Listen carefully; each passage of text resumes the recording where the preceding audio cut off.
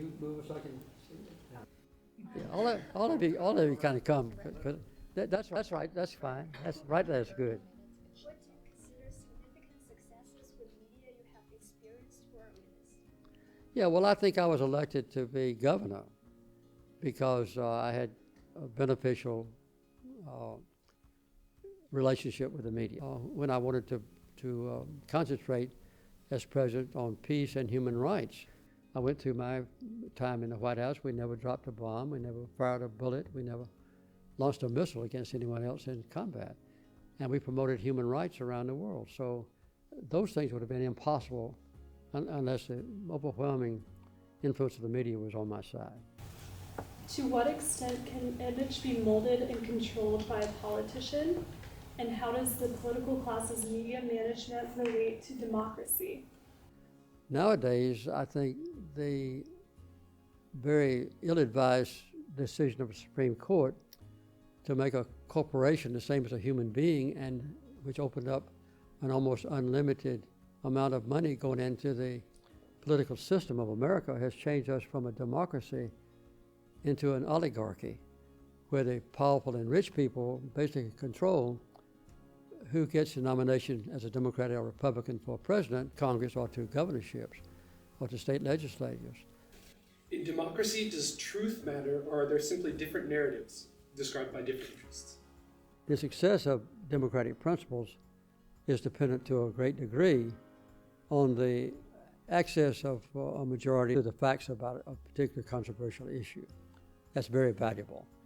And my hope is that the media will that have direct access to the consciousness of American citizens do the best they can to criticize other news media that they find to have been false in some of the statements they make. What have been your greatest challenges with the media? Well, I would say at the beginning of my political career, my greatest challenge was just to become known.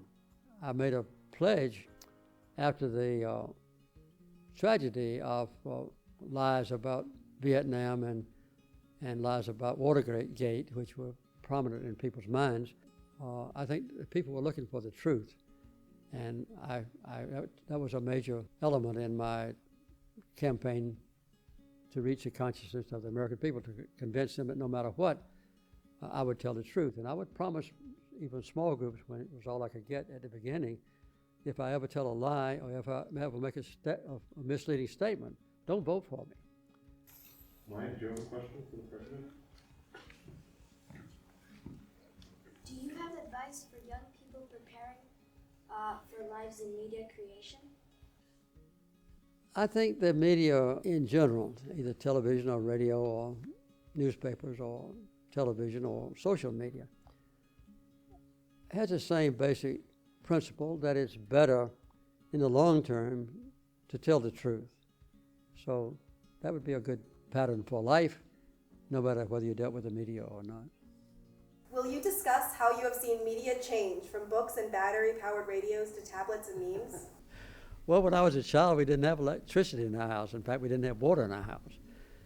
My life was narrowly focused on what went around me, and I got very few items from the news media outside where I lived.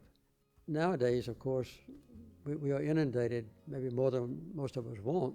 So you can get away with things you couldn't get along with. When I was running for president, for instance, I could not have said a different thing, for instance, in Iowa or New Hampshire about abortion.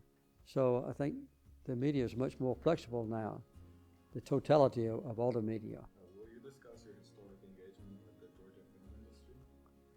Yeah, well, I saw when I was governor that our state was lagging behind other states. Now I think Georgia is a very high rival of Hollywood. Some of them I don't like to watch, for instance, like The Walking Dead, but you know, things like that are very important to our state, and provide a lot of employment. But I think particularly that people around this entire nation and the world know what Georgia has to offer and the benefits to come to our state for other purposes. And I hope some of you will decide to stay in Georgia and benefit on what you learn here in this class. I'm curious what you make use of Twitter for a politician to communicate with the American people. Is this something you would have done if the technology had been available? Certainly I would have. There's no doubt that if Twitter and Facebook had been available when I was running for office, I would certainly have used them to the best of my ability. When I first began running for president, nobody paid any attention to me. And like when I would go to Iowa, where I visited 105 different communities in Iowa, we were always on the lookout. Jody Powell and I, who was my press secretary then, we were on the lookout for anybody with a scratch pad because we thought there might be a reporter. If I had a tape recorder, Jody came in one morning and said that one night and said that we had a chance to be on media next morning. I said, "That's great. What is it?" He wouldn't tell me. He said, "We're going to be on TV." So we woke up the next morning, and on the way to the studio about 5 o'clock in the morning, I said, "Jody, I have to know what the television program is about. Is it a news program?" He said, "No, sir, it's not a news program." I said, "It's an agriculture program?" I was a farmer. He said, "No, it's not agriculture." I said, "What is it?" He said, "It's a cooking show." So we went out there and they put a chef's hat on me, apron on me, and then they asked me for my favorite recipe. So that was my first acquaintance with television. And that was an hour. So after I got to be president, they re-showed that film segment probably 50 times while I was president. I've said a number of times that one of the basic principles of politics is self-delusion. You have to be self-deluded to be a candidate for any high office because you're convinced yourself that you're going to win.